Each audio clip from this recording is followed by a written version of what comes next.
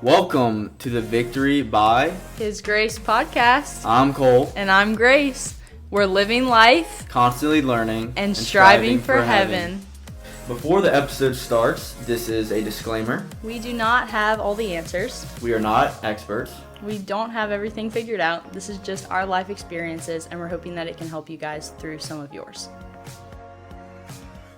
Hey guys, welcome back. Today we are going to be talking about friendship. There's a lot to unpack, and we're going to try to keep it pretty simple, I would say. Yeah, this is very subjective. Yeah, that's the thing. The term friend is subjective. Each person has their own definition of what a friend is. But we're going to kind of go through different tiers, I would say, of what a friend. So we have friend, I would say, and then trusted friend, and then best friend. Yeah. So a friend is just kind of like, that's the bottom tier. And like you said earlier, that's kind of like how we're supposed to treat everybody. So like you would do something for them or, love them just in a basic kind of sense. Yeah. We're called to love everybody. So in a way, everyone should be your friend on like the base level. Looking at them in like a friendly manner. Like you shouldn't treat someone wrongly just because, or if you have predisposed like aggression towards them or anything like that. We should treat everyone. Yeah. So it should be more the action of treating everyone in a friendly way. And then the next tier would be trusted friend. Mm-hmm. So this is somebody that you can confide in. You trust them with deeper stuff. Over time, yeah. So over time, as you get to know this person more, you find more interest. You're like, oh, okay, and then you feel more vulnerable to open up again with them. So then you build this type of trust. Yeah, I mean, I would say all of them have to build over time. Yeah, that's. You don't start as best friends. It's like and a tier. And if you do, it's not gonna work out. Yeah. And then the next tier would be best friends. So that is a relationship that's built through adversity. Mm-hmm. Going through the hard stuff together. Yes, and like making it through to the other side. Because if you don't, then you're not going to even be like a trust. Because once you lose trust, it's very hard to build it back up. Yeah. So those are the tiers of friendship that we think. Yeah, and everything, like we said, everything is subjective. So this is like our opinion on the friend. Yeah. You want to give, I guess, your definition of like the truest friend. Like I know for my definition, I'll go first actually. Thank you. Give you some time. Okay. So like for me, a friend is someone who is willing to not have what they want, like for me. So sacrificing what they really want to do for my sake. Or if I'm a friend to another person, I sacrifice myself for the other person. Like the greatest form, I would say, of friendship and just love in general is that self-sacrificing nature. And so it's just like, oh, I really want to do this, but I know the other person doesn't really like to do that or doesn't want to do it. So I'm going to hold off and then do something else that they enjoy. And I think it's a good way to balance everything out. And that's what I find someone as a friend. Like, if they don't want to sacrifice for me, to me, they don't really care. That would be my definition of friend. Of just friend? Like, someone I would, yeah. Like a basic level friend? Or it goes with, or the highest. I would say the highest in the form like best friend, but I think all of them have to have some type of level of sacrifice.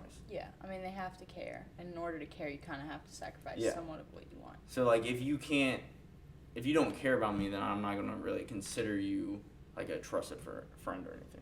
Yeah, that's valid. Yeah. I like to look at friendship as a gift. Mm-hmm. I agree that it's all of what you said. Great job. Because I don't really know how to put it into words. But I would say that I've had to look at it as something that God entrusts to you. So, like, people that God entrusts to you as a gift to love in maybe a deeper way than other people. And so that would kind of be like the tiers, is that God entrusts certain people at certain points of time in your life, for you to love them more deeply as a best friend or as a trusted friend. So that's kind of how I look at it. I mean, I think of it as like loyalty, trusting, reliable. I mean, all of those things that, like, if somebody is not loyal, that means they're not going to be trustworthy. Like, they all kind of come together, all of the qualities of a good friend. And I feel like you have to have that even at the basic tier. Mm-hmm. But over time, you grow together in, like, strengthening those qualities, maybe. Like, yeah, like strengthening that bond. And like you said, it all builds upon itself, like each other. And so having the loyalty is just going to build more trust. And then if you can trust a person more, then you kind of send to, like, okay, like a best friend, I really trust this person and they get me, like the understanding. Now, what I really like what you were saying is it's a gift from God. Like, friends are a gift from God, and like each person is a gift from God, and the way we go about our friendship and the different ways we can go about, it's all overall a gift. And I feel like the biggest issue that we can have as individuals is honestly sometimes taking too much pride in that friendship. So wanting someone to, I guess, love us more in a friendship it becomes more like personal, like, oh, why aren't you doing this for me? And so what I found just like through personal experiences and everything is just loving the person as like God would want us to love them, or like how God loves us. So not taking everything personal, be like, oh, so you don't care about me, or like, or you said this behind my back. It's just finding a way to truly connect with that person through the love of God. And that's how I would say you would stay in a friendship. And the biggest growth of it would be relying on God. Yeah. Being selfless. I mean, you can't love anybody. Obviously, we're called to love our friends. That's because it's love. You want to, yeah, right? You want to. And the highest form of showing love is through selflessness. And so I think it is hard when you're in a relationship just with any person, to not be selfish. That is true. And sometimes you're not even aware of it. Right. Because it feels good and like you really love that person. Yeah. And so you kind of convince yourself that you're doing everything out of love, but it's actually somewhat like out of use, like in benefit of yourself. Yeah. And you know what's something I hear a lot? I don't know if you've heard it before, but when, like either friends fall apart or there's some drama going on and like they need to step away from like a friend group or anything, sometimes people will be like, oh, I was watering dead flowers. I don't know if you ever heard that. But I've come across it a lot. It's like, oh, I was watering plants that didn't want to grow. I was watering dead flowers. And to me, what I found is sometimes the person who may say that, or if you feel that way, you might be the dead flower. And so you're needing to water all these flowers when you just really need to focus on yourself and figure out what's going on. How can I love my friends better? And to take care of yourself first. So you're the one who needs that water and nourishment to be able to love your friends. Wow, drop the mic right there. I've never heard that saying before, but that is absolutely true. Yeah. Because we tend to place the blame on other people. Yeah. And typically when we place the blame on other people, we're usually the problem. Typically. Not all the time. Not all the time. But typically you're probably not like innocent completely, even if it is the other person's fault to some degree. But that is so true. That was definitely true for me. I didn't see the way that I was the problem. Yeah, because it's hard to. It's like hard to see that, and so you're placing that blame on other people. Like, oh, like I'm watering them and they're not growing. Yeah. And so it's kind of time to look inwardly. I feel like the faster you figure that out too, the better things will be. Yeah, obviously. It's just hard to figure it out. Figure it out. Yeah. Another thing that I was gonna say is that I feel like people could say that, and it's almost like they're insinuating that they've been wasting their time. Yes. And you can't look at anything, honestly, like it has been a waste of time. That is true. Because there's a reason that God allowed it to happen, even for just a period of time. Mm-hmm. And you should always, in hindsight at least, be able to look back and be like, okay, I learned something from that. Mm-hmm. Or God did something with that. Nothing is ever wasted. I was about to say, nothing is ever wasted. If you truly believe in God and have faith in Him, nothing is wasted. And that's the same with, like, in a way, like, as Christians, we're not supposed to see as everything, like, being bad. Like, if a bad thing happens to you, focus on what good can be brought out of it, and that because God allowed it, in a way it is good. Or even what good you have in the midst of that bad happening, because there always is something good that you can find. It's just perspective. Mm-hmm. And it is hard when friendships fall apart, because that does happen so often, because we're all human and we all fault each other. Yeah. And sometimes it's just easier for both parties to walk away and for the friendship to just not exist anymore. I mean, that happens a lot. And also, something I want to bring up too, like with that, is not to say that there aren't bad friends or like bad influence and stuff like that. Yeah. But I guess if you know someone, if you're starting to notice like, oh, they're leading you astray or like a bad influence, you don't necessarily attack that person, you kind of just withdraw. Mm-hmm. So you start hanging out with them less, or you know, like, okay, I need to go with the right group of people. Yeah. So it's not more of like, oh, like, you're bad for me and I have a, like, say negative things about them, but more of a, okay, I'm gonna distance myself. Or at least that's what, like, I'd do if I was in a, like, a bad environment or bad influence. And see, I want to touch on, like, kind of the opposite of that. So if it is, like, a good environment and it's good people, yet it's still the situation still like leading you astray to some degree, I feel like then that's when you have to look inside of yourself and like your role in it, because there are good people that are good friends that, you know, relationships don't work out, like, and it's nobody's fault, but I guess my point is just that it's not always as clear cut as like, oh, this is a bad person that I need to like remove myself from, because that's easy to recognize. Yeah, once you're like, okay, I need typically it's like, oh, you're doing this bad thing and I don't want to be involved with you, so I'm just gonna like back off.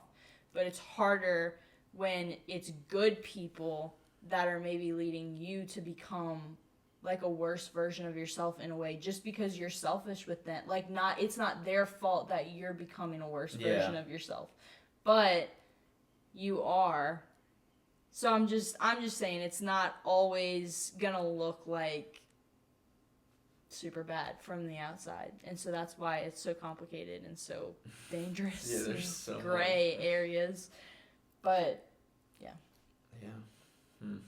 because no, that's a lot of deep stuff right there. But I would say too, with friends, and at least for me, I can view someone as a friend even though they might not view me as a friend. Like, especially when things don't, you know, the relationship or like the friendship ends in a way, it's like, okay, this doesn't end the best way for me, or this ended the best way for me to love them is for it to be ended. I mean, how much does the word, like, classifying somebody as a friend is really kind of irrelevant. Yeah, that is. Like, these titles are really irrelevant. Especially with, like, relationship, friend, it's so vague. Right. But, like, it doesn't, like you're saying, you might consider somebody your friend, and they might not consider you a friend. It's like, it really doesn't matter who considers who a friend. Just love everybody. It's guys. all about how you're supposed to treat people. Yeah. So I guess in our minds, the words that we classify relationships as is how we treat those people differently. So like you kind of gotta get rid of that barrier. Yeah, at the beginning, I guess. Yeah. Because like once you treat your best friends, not treat differently, but it's just a different kind of relationship. I guess that's what I mean. Like, the term friend is really irrelevant. Because you should love everybody. Yeah. And you should be kind to everybody. So, it doesn't matter if you consider them a friend. You're supposed to treat everybody like that no matter what. Yeah. I guess the only thing would be trust. And so the different layers of trust is where you would get the different, like, oh, like a trusted friend or best friend. I mean, and that would be what you're willing to share with them, not how you're treating them. Yeah. So those qualities depend on how much of, like, your heart you're willing to share with that person. Like, that's the only reason that the degrees matter, really. Mm-hmm. So you're saying, well, the only thing I'm thinking of is, like, if you're ready to share something with a friend, right, that is true. Like, okay, that's how much you trust them. But you might know this person to not be trustworthy. So you don't share that information even though you're ready to share it with them. Well, it doesn't have any bearing on whether or not you're ready. It's whether you consider it's whether they have the quality that you're consider. Okay, I get what you're saying. So like, yeah, you could be ready to share with somebody, but you know they're not trustworthy. So you're just like, no. So I mean, it doesn't matter that. So really, the term friend is irrelevant because we're supposed to treat everybody the same. Yeah, with love. Yeah, but the terms like trusted friend and best friend matter because that is how much of yourself you're willing to like be vulnerable to them. Like it's the level of vulnerability that Between you're each other, willing to give. Yeah. It has to be. I'd say it's a two-way street.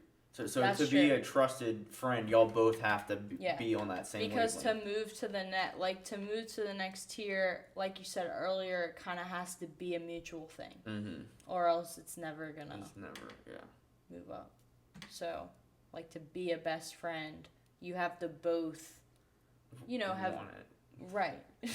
That's true. Yeah, and both have endured, like hardship together. I'm sure there's going to be a lot of people who are going to have a problem with that. Like mindset. us saying that you have to go through hardship before you can become best friends. Well, this is what I'm thinking. Yeah, when you're younger, it's different. But I feel like as you mature in age... Everything's different when you're younger. Yeah, as you mature in age, you kind of realize that going through hard things grow you closer in different ways, and it builds upon the trust. See, I was always a person that threw best friend around way too quickly.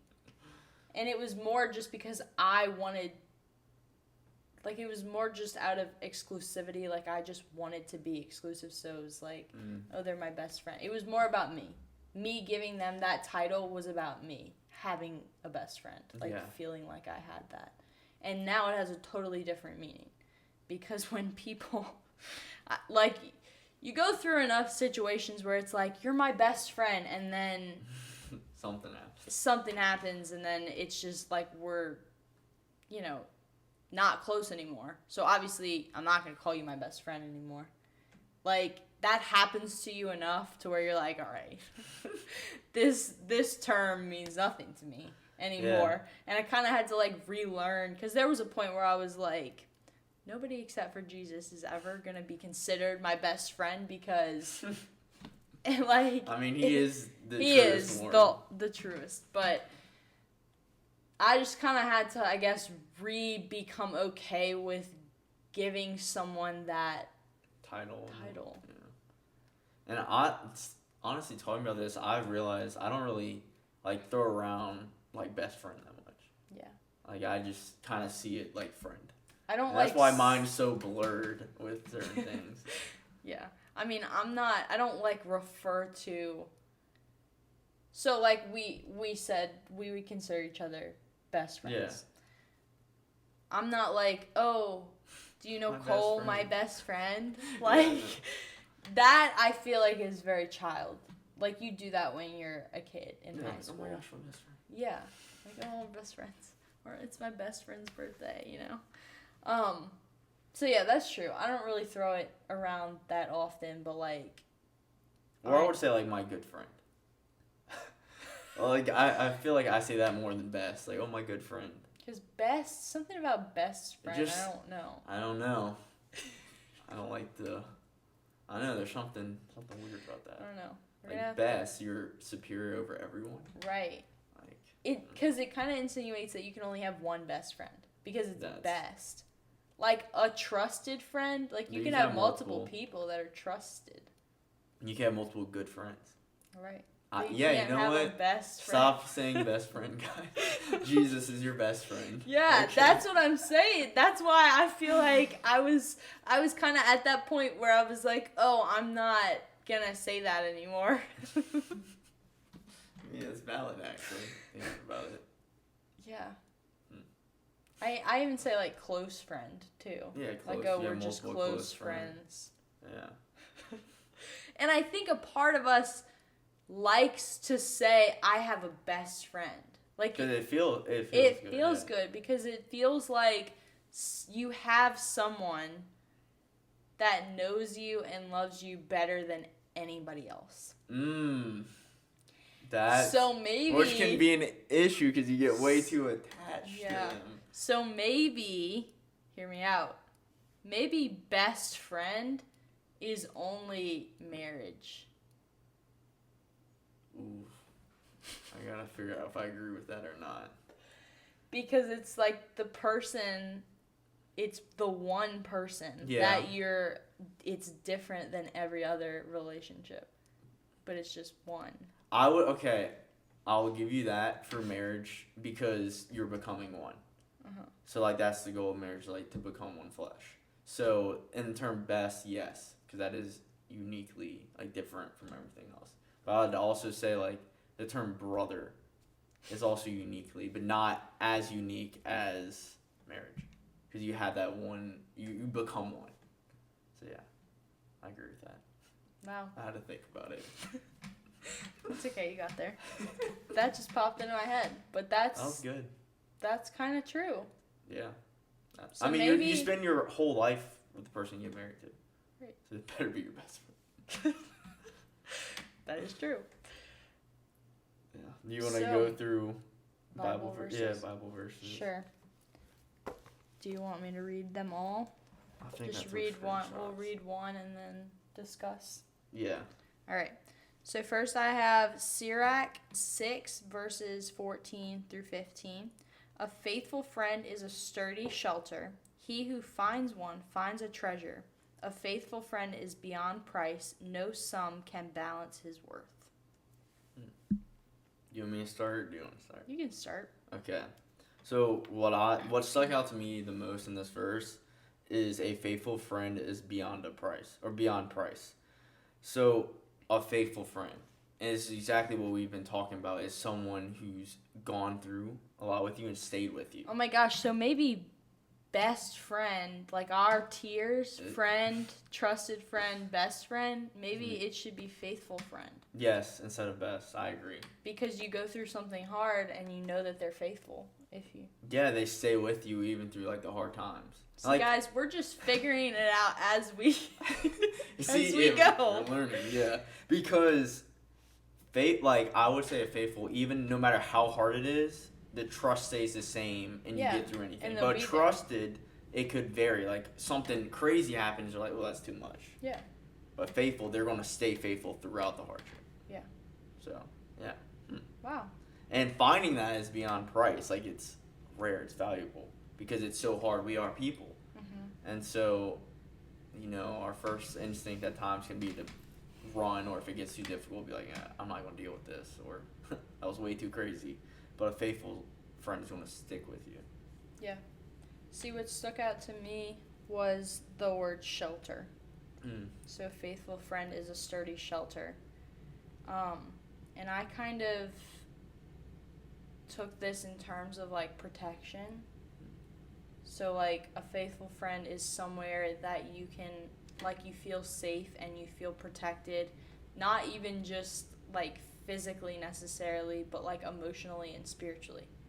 That's good. So like your soul is protected when you're with them, because it's like you're seeking the same, like you're seeking the same thing in terms of like spiritual, like heaven and stuff. Wow, I really like that. That's really good. And for shelters, it's sturdy, so it knows to withstand. Yeah. Everything, but because you can have a shelter that ain't sturdy. That's true. Yeah, that's great. There's a lot of houses that can be blown down, you know. Yeah, what is it made out of? Wood, straw, or brick. That's true. Yeah, so it has to be a sturdy shelter, something that is reliable. And it stays your shelter if it's sturdy. Right. Because if it's your shelter and it Why would gets you knocked get rid down, of it? It's no longer your shelter. It's a pile of sticks. That is true. All right, you want me to move on? Yeah. Okay. Next, I have SIRACH 6, verse 7, which I don't think you... I didn't copy, but you can... Okay. If you would gain a friend, achieve him through trial, and be not in haste to trust him. For there is a friend who is such for his own convenience, but he will not stand by you in your day of distress. I really like this quote.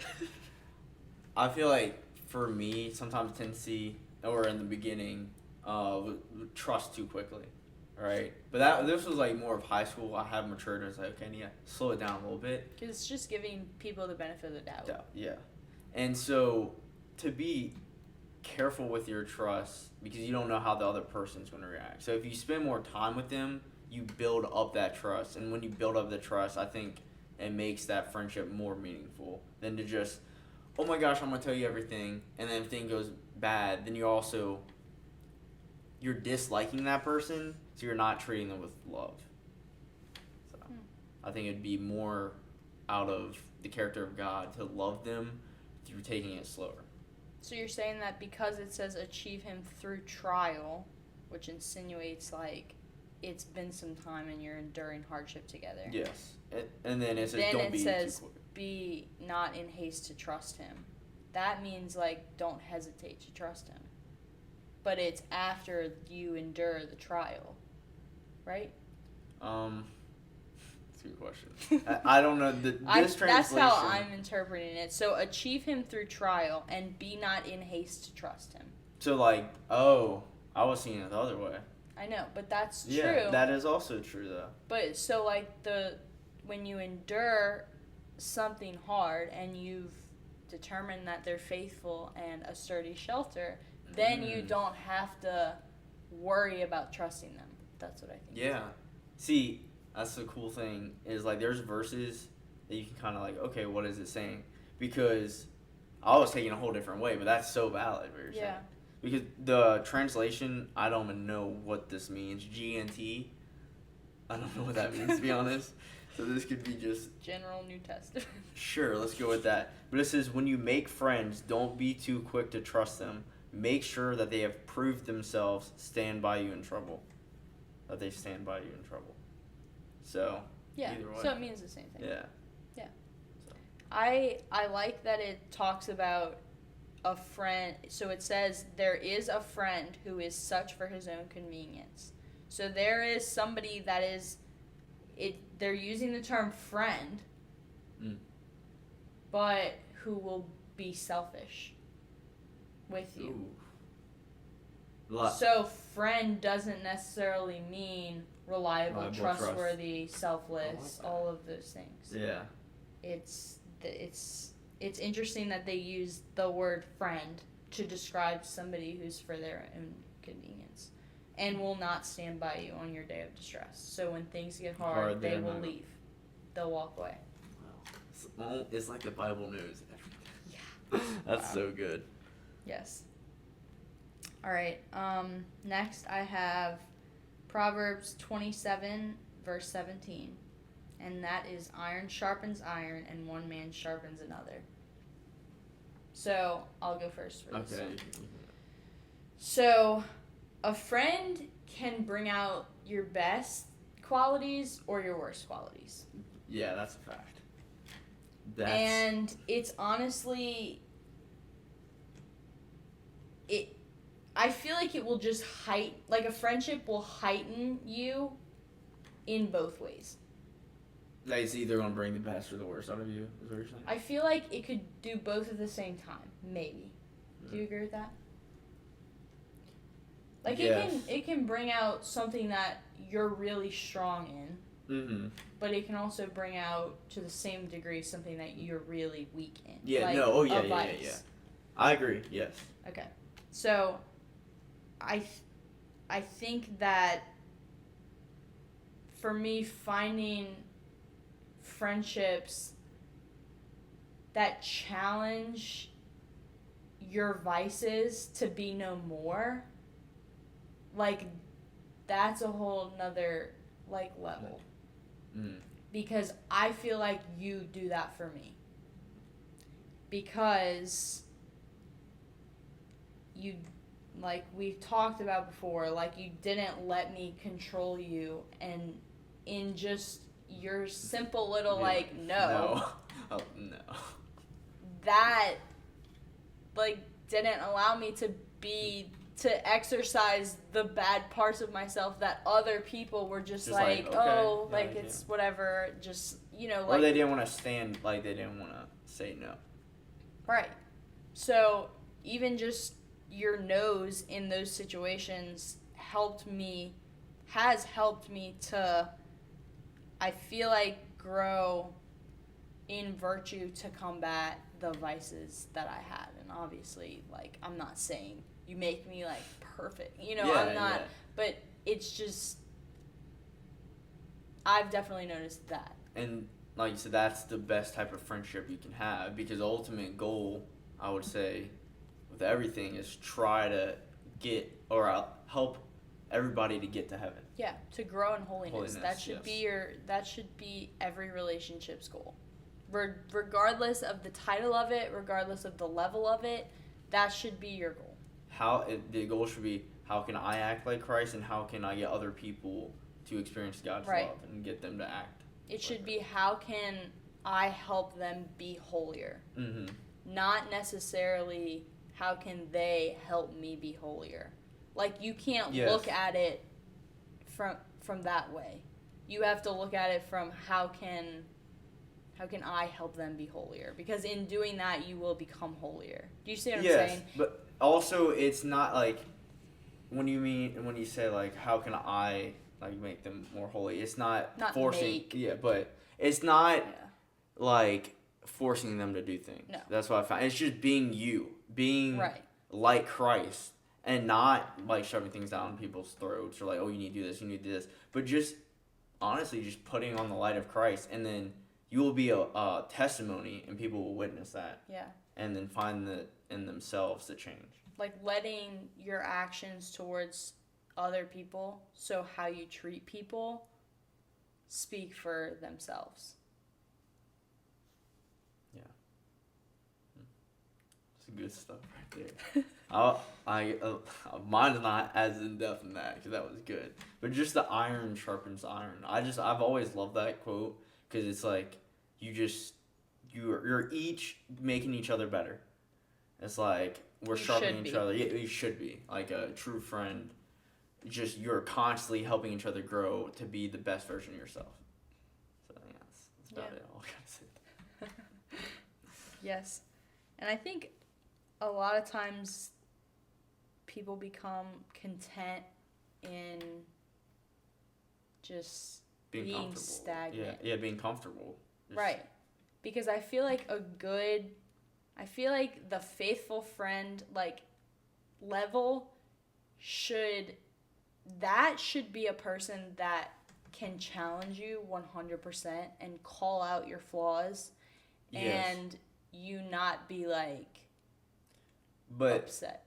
I feel like that faithful friend knows when and how to do it, though. Yes. It's not just like, oh, you need to stop doing this. Right. It's at the right moments, or just having that compassion, like let's say your friend makes a mistake and then like you talk to them about it, be like, oh, this is like why this happened, and challenge them to be better rather than being forceful, be like, you need to stop doing this, or like, because at a point in time when we have like these vices, it's taking a toll on us, one, and two, it's going to end up you're going to fall at some point. So for you to be there to pick them up and explain and help guide them, I think that's what a faithful friend, like the truest form of it is. Yes, it's using wisdom and knowledge to call out the hard things, as opposed to just acting on impulse and being like, stop doing this, or yeah, I agree with that. All right, John 15:13. Greater love has no one than this, to lay down one's life for one's friends. This could cover so many topics because it's so deep. The self-giving, self-sacrifice, that is the truest form of love. I mean, that's what we saw on the cross with God, sacrificing his only begotten Son for us. And so us to show the greatest form of love to other people is self-sacrificing. And it's incredible to just really think about and dwell on the love of God and what it truly means to empty ourselves out for another person. Yeah. And Jesus is the only person that will ever, live that out perfectly. Oh, yeah, fully. We aspire to be like that, yes, and we should strive to be like that. Yes, it's a constant striving. And in doing that, you're striving towards heaven, you're striving towards holiness, and that, like we said, is the goal of every relationship, no matter the title of it. Yeah. Because the self-sacrifice that Christ did on the cross, even in the moment, he had full heart of love. And so we will never be able to amount to that. Yeah. Because even if you're getting crucified, you're going to be, oh, these people.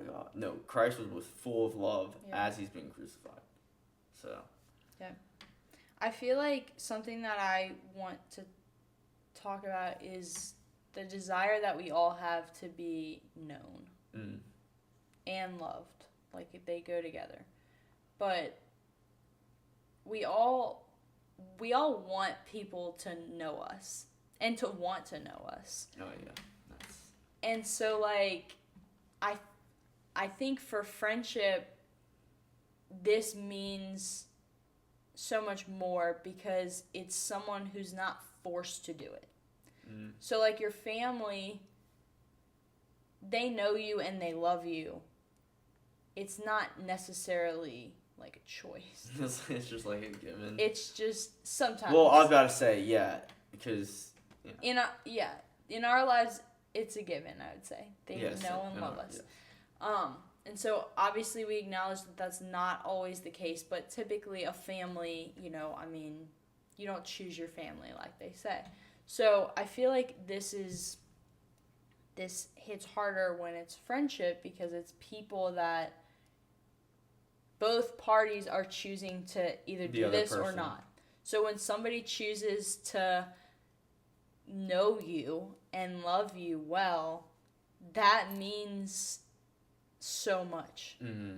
I mean, even just the little things in your life, when somebody acknowledges that they know them or recognize them, I mean... It's just the little things, yeah. It's the little things more so. Because anybody could know not anybody, but any friend could know the big things. Yeah. Like, oh, you do this or you like this. This is who you are in general. Your closest friends, your faithful friends are going to be the people who know what the beep means, Or know little things like that. And that matters. Yeah. Cool. The beep is talking about her diabetes. She wasn't bleeping out a word. If you're caught up with the podcast, she did a whole episode on it. Yes, go watch our last episode if you haven't already. Yeah. Thank you for explaining that. I didn't even think about that. But yeah, so it feels good to be known and loved. But Jesus is the only one that will ever fully and truly know and love us. Yeah. Fully know us, truly know us. He's the greatest friend. Yeah. So he's the bestest. We don't know what best friend means anymore. No. We're gonna have to come back on that. It's one. Faithful friend. Best friend's gone. I'm not using best. I know. You don't think it's somewhere else? No. Jesus is your best friend. Okay, well that's... His best is ultimatum. It's okay. The greatest. It's all... Yes. That's like saying you're true. My greatest friend. Like, I mean... There's no other greatest. You're right. So I'll say you so can say Jesus good, is the only trusted. person that you should refer to as your best friend. So even if you don't know him that well, you should get to know him because he is your best friend. See, so I was on to something when I was like, you're not allowed to call people that anymore. Yeah, you were. Then I kind of let myself start slipping. But we're going back to it. My faithful friend. That doesn't have as good a ring to it. I don't like best. But it means more. I honestly don't like the term best. That is just weird. Like, best friend. No. I don't know. You're my good friend. Glad we sorted that out, though. Yeah. Good job. So, friends are very important. We can't get to heaven alone. Yeah. God wanted us to have friends. So, it's important that... I mean, take what you will from what we said. This is just us kind of talking it out and trying to figure out what it means. Because that's a lot. It means, I mean, we could talk about it forever. We have been talking about it for the past 2 days. Yeah. There's so much. And nothing that we talked about then really got said today. It totally changed. So just take what you will from it and apply it to your life and just know that Jesus should be your best friend. I hope you enjoyed. Yeah. Let's end in prayer. Did you learn the prayer yet? I'm going to mess it up if I do it, so it's because it's not episode 13 yet. No, it's not. I'll get there. Okay. In the name of the Father, Son, Holy Spirit. Amen. Let nothing disturb you. Let nothing frighten you. All things pass away. God never changes. Patience obtains all things. He who has God finds he lacks nothing. God alone suffices. Amen. Amen. In the name of the Father, Son, Holy Spirit. Amen. Thanks for watching. Thanks, guys. Tune in next week. Peace out. Peace.